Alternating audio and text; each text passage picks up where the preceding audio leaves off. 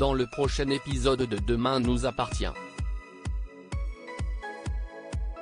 Tandis que le corbeau s'attaque à une nouvelle cible, un détail interpelle Roxane. En parallèle, Karim a droit à une surprise pour Noël, et Charlie rencontre enfin les enfants des Moreno. Attention, les paragraphes qui suivent contiennent des spoilers sur l'épisode de Demain nous appartient diffusé demain soir sur TF1. Si vous ne voulez rien savoir, ne lisez pas ce qui suit. Jeudi 23 décembre dans Demain nous appartient. Roxane démasque Maël et Lino. Une photo de Lina vêtue d'une simple serviette a été postée sur les réseaux sociaux, accompagnée du numéro de portable de l'adolescente. Lina, qui est à l'origine du cliché avec Maël, se fait passer pour une victime et assure à Jack, Energy, et Lizzie qu'elle ne sait pas comment le corbeau a pu mettre la main sur la photo puisque son téléphone est en mode reconnaissance faciale. Les trois ados la poussent à ne pas s'isoler, à marcher la tête haute, et à aller porter plainte. Une fois au commissariat, Lina sort le grand jeu et fond en larmes, prétendant qu'elle a peur qu'on s'en prenne à elle. Aurore cherche à savoir si elle a envoyé la photo qui circule sur les réseaux à qui que ce soit, mais Lina assure que personne n'y a eu accès et émet la supposition que son téléphone ait été hacké. Ce qui ne manque pas de faire réagir discrètement Roxane qui n'a pas l'air de croire à cette version.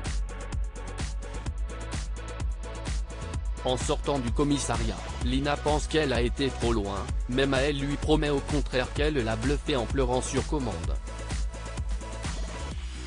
Il est certain que la police ne les soupçonnera pas.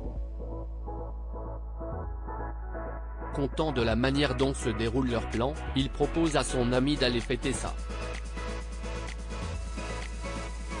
Au marché de Noël, Energy croise François Lehaut et s'excuse du comportement de sa mère, qui a très mal réagi la veille après avoir découvert le photomontage de.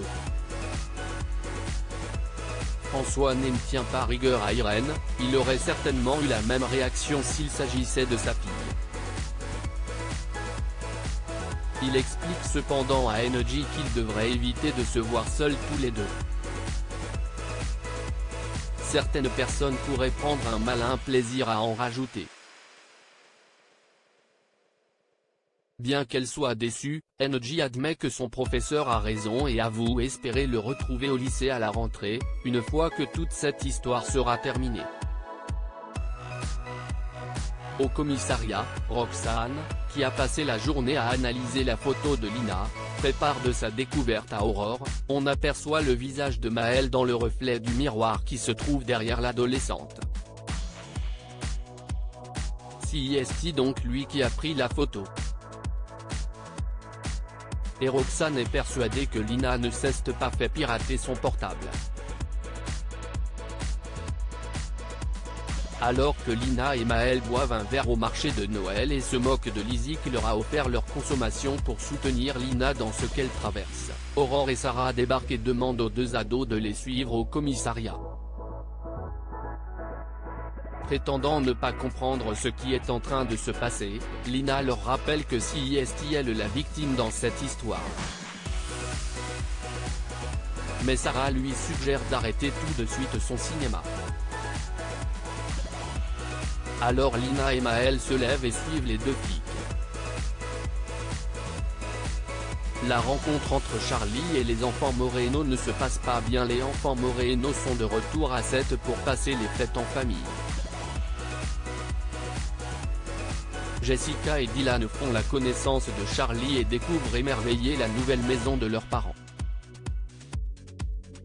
Les retrouvailles entre Betty et Charlie sont, quant à elles, plus électriques. Une fois la visite de la maison terminée, Betty fait remarquer à Charlie qu'elle mène la belle vie ici grâce à ses parents, nourris et logés gratuitement.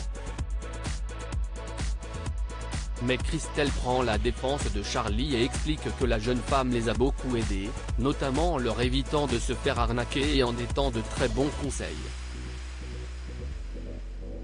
Plus tard, Sylvain demande à ses enfants quel cadeau leur ferait plaisir pour Noël, avant d'ajouter que l'argent n'est évidemment pas un problème. Dylan répond qu'il aimerait une nouvelle voiture, Jessica qu'elle voudrait partir aux Seychelles dans un palace, et Betty qu'elle rêve d'une guitare électrique. Et lorsque Jessica s'étonne de voir que Charlie ne demande rien, Betty lui rétorque que la jeune femme coûte déjà assez cher à leurs parents. Le soir venu, durant le dîner, Sylvain et Christelle annoncent à leurs enfants qu'ils ont prévu d'aller dans la rue le lendemain pour distribuer des cadeaux aux sans-abri. Un programme de Noël qui n'enchante guère Dylan, Jessica, et Betty qui tombe de haut. Seul Charlie, qui avoue que si est important d'être généreux envers ceux qui en ont besoin, a l'air de trouver que si est une bonne idée. Betty s'étonne de la voir penser à autre chose qu'à elle-même, mais Charlie assure qu'elle a changé. Ce que confirme Christelle. Karim et Anna se remettent ensemble et Karim est dépité. Il n'a pas eu de nouvelles d'Anna depuis qu'il a déposé le bouquet de roses à l'accueil de l'hôpital. Il se reproche de ne pas avoir été plus romantique et pense que maintenant les choses sont claires, tout est fini entre Anna et lui. Il annonce donc à Georges qu'il a avancé son départ à Marseille, où il doit se rendre pour les fêtes, et qu'il prend le train dès ce soir pour faire une surprise à Nina. À l'hôpital, Christelle trouve par hasard le mot laissé par Karim à l'attention d'Anna et se précipite dans le bureau de la psy pour le lui donner. Elle interrompt Anna en pleine conversation téléphonique, lui faire lire le mot, et la pousse à aller rejoindre l'homme qu'elle aime sans attendre. Anna se rend donc au commissariat mais Georges lui fait savoir qu'elle arrive trop tard. Karim est déjà parti à la gare. Heureusement, son train est à 19h30. Anna a donc encore une chance de le rattraper. Pressée, Anna, qui essaye d'appeler un taxi, fait tomber son téléphone puis son sac en pleine rue. CIST alors que débarque Karim. Il a oublié son portable au commissariat. Anna lui avoue qu'elle est d'accord pour qu'il se donne une nouvelle chance.